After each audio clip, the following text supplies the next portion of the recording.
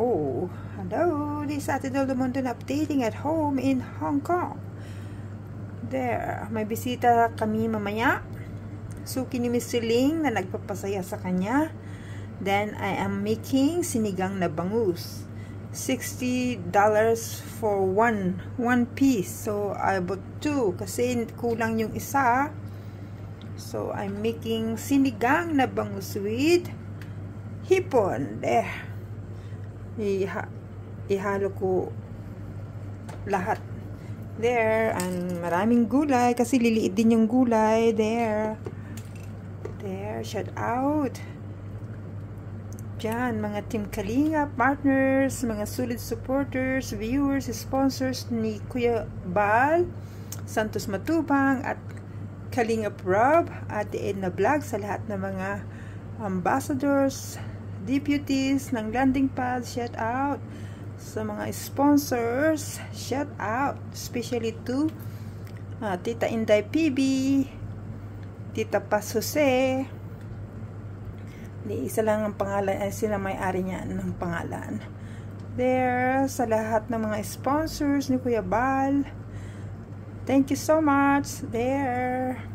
Sarap ng sinigang, really there. Tapos maraming paminta, buo sana pero wala akong buo there, hindi ko matanggal yung buo doon sa jar niya there. Kaya giniling na paminta at kunting nor of course para masarap ang lasa, at saka patis, we need patis for the taste, not much, just right there. Papaulamin ko si Miss Ling ng bangus pero tanggalin ko yung mga bones niya para hindi siya matinikan there. Yan, sarap niya ng lasa. Gusto niya ng soup there. Yan, maasim. Next time I'm going to make the chicken sinampalukan ulit. Ang sarap. Oh, ang sarap talaga ng sabaw pag medyo maasim. Wow. Yung mga high blood there, maghihigop kayo ng maasim na sabaw there.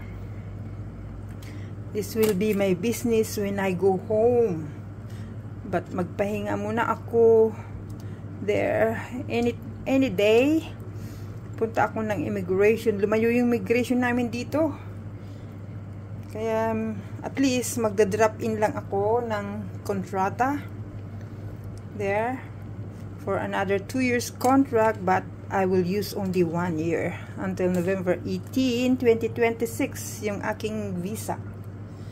So that will be Kuya Bal Santos Matubang's birthday. Magbibisi ako niyan bago ako uuwi.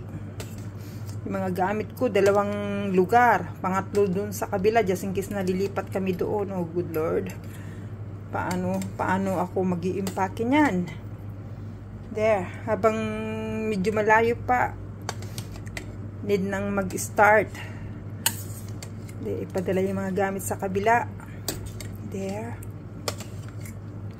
Yan. There, shout out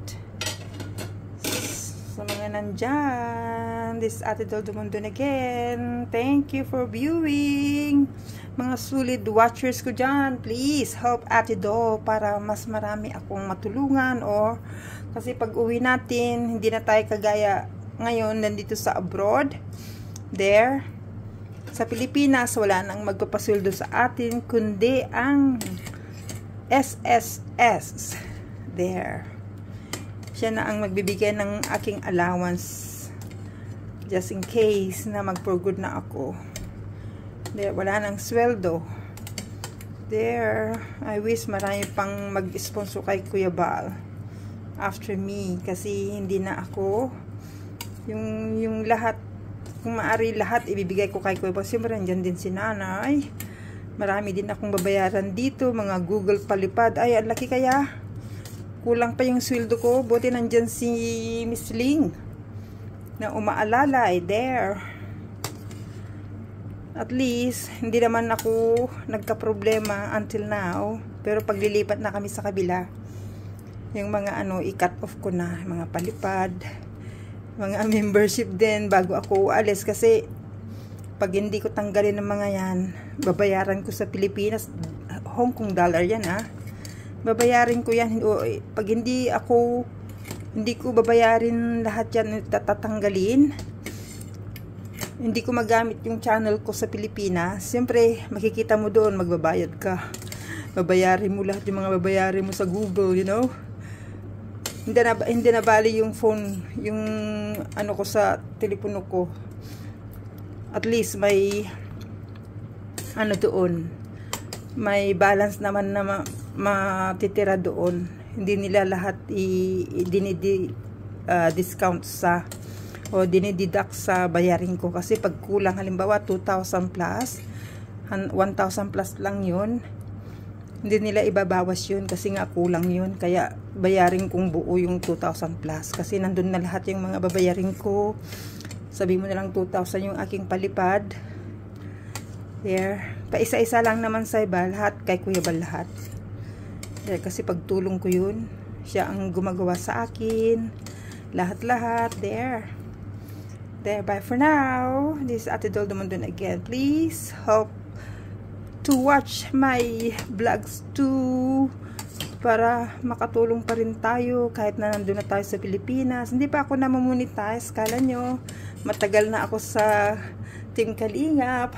There, yung mga iba nanood sandali lang, mag-comments lang, pero nakikita mo na madam kung ilang minutes lang yung nakukonsume nila doon. Mahigit 1 minute, ganon. Ibig sabihin, dumadaan lang, nagko-comments lang, nagla-like. There. Ako, pag once nanood ako, kahit 1 oras yan, mahigit, ipi-play ko yan. Hindi ako umaalis. Kaya ginagawa ko, ilang minutes lang yung, yung vlog ko.